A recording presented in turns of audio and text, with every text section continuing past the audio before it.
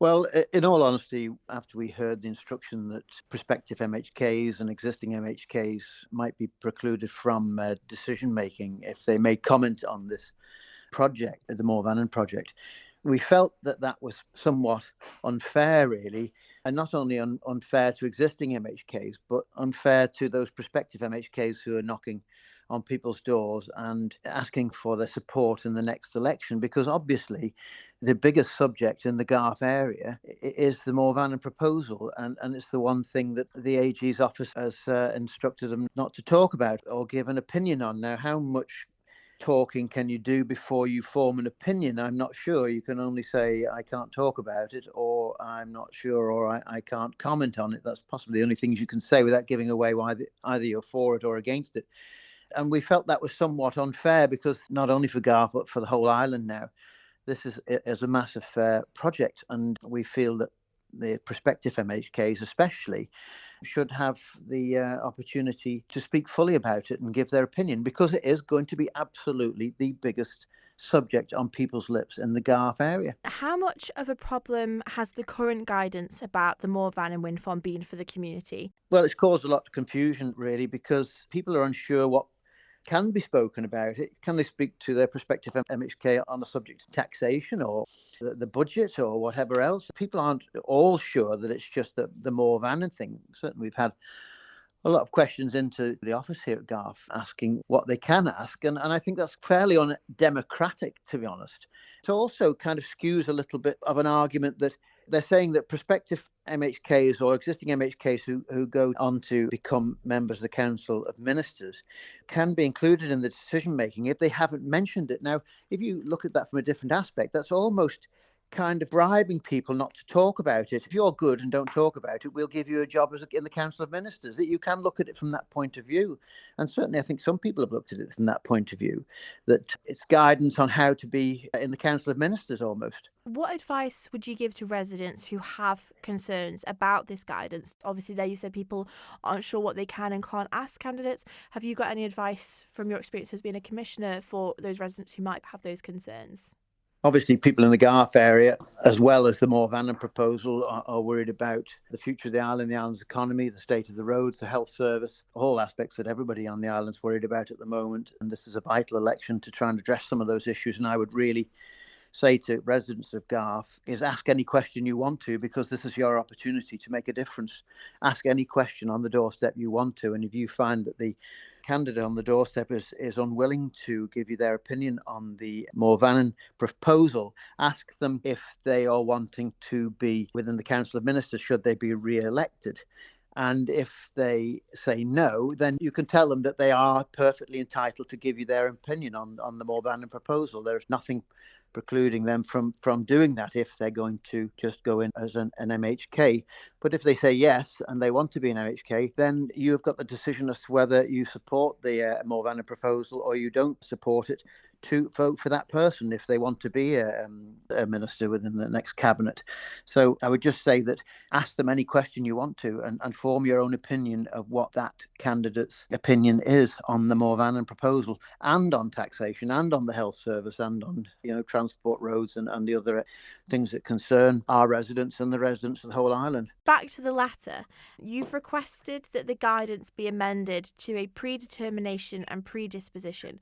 Can you just explain what that means and how that would work and how the authority sort of came to that request? We really took legal advice and looked at matters in the UK and how they run things. And of course, we don't have to follow the UK, but generally the rules are alongside those kind of things. And the Local Government Association in the UK set out that the two differences between predetermination and predisposition. And we feel that this is really the crux of the matter, and this should be given a lot of thought by the AG if he decides on the submission of our letter to amend the advice he's given out. Predetermination occurs when a member has fixed views on a matter and retains a closed mind. They've decided that A is A and B can't possibly be a possibility.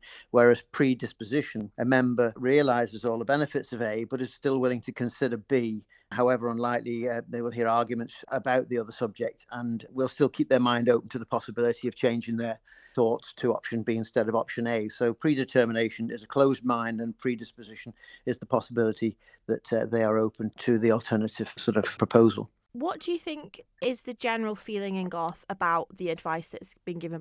If I was going to put a word on it, the word I would say I'd heard most is undemocratic. Undemocratic. People think that you cannot restrain people from talking about what they want to talk about on the doorstep.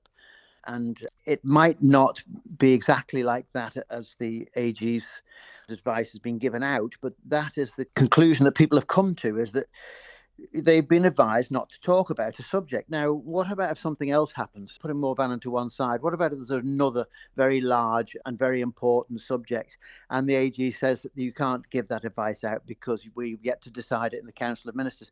That's almost not free speech, is it really? Because you're deciding what people can talk about and what they can't talk about at the doorstep. This is a democracy, hopefully, the island, I would like to hope. The oldest democracy, and I'd like to hope that people can speak about what they want on the doorstep, but more importantly, that the MHKs and prospective MHKs can say what they want and give their opinion on the doorstep about something. And I really believe that should be everybody, just not those who haven't got a wish to be in the Council of Ministers. Every MHK should have the right to say exactly what they want to say on the doorstep, so people have trust in them to put them in for the next 5 years, because we cannot go around and again like this for another 5 years with this kind of closed government we've got. We've got to get to the bottom of all these issues, and we've got to start opening up and finding out what the government are thinking instead of them keeping everything secret. And this is just one more of those little quirks that may be perfectly legally sound, but it just adds to the suspicion that people are being told what to say and what not to say. What would you sort of see as sort of the bare minimum change, I guess? So if the Attorney General reads your letter and says, I can't make those changes, but I can do this, what do you feel like would be sort of the bare minimum you'd like to see changed to the current guidance? I think what we also put in the letter is we'd like to see some guardrails in. So if they can't change the advice so that everybody can talk about what they feel they want to talk about at an election, which we strongly believe is the only real way, the only alternative really is for the AG's office to issue guidelines about what people can and can't discuss, and where we cross over the line from making a decision about or making an opinion about what the Mooir Vannin proposal brings to the island or doesn't bring to the island, and what it does. So where's the cut-off point?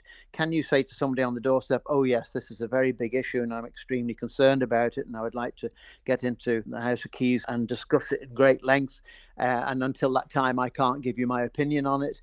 Is that gone too far? Is that not enough? It certainly wouldn't be enough for me if I was stood at the doorstep listening to a prospective MHK. So where's the cut-off point? Where do you say, I can speak up to this amount about that, and then I have to say, sorry, I can't speak any more about it? Guardrails we would like about what can be spoken about and what can't. For all members of Garff, all Garff residents, is just ask your candidate to express their view and find out, because there's no getting away from the fact this is the biggest subject in Garff, and you need to know that candidate's view, and you can make your decision about how you vote on their reply. But this is bigger than Garff now, as you know, with Dr. Allison's announcement at the MEMA hearing on Friday, that this is a first and proposed up to what we've calculated up to 6 farm possibilities around the island. This is the first test bed, and although it's been refuted on social media by the Chief Minister, that certainly was the understanding that we've had from all the paperwork we have read here at Garff Commissioners. We must be the independent experts on the Mooir Vannin wind farm now, because we've read that much paperwork, and we have certainly seen that proposal for multiple wind farms within paperwork that we have read. Thank you for making it to the end of the Manx Radio newscast. You are obviously someone with exquisite taste. May I politely suggest you might want to subscribe to this and a wide range of Manx Radio podcasts at your favourite podcast provider, so our best bits will magically appear on your smartphone. Thank you.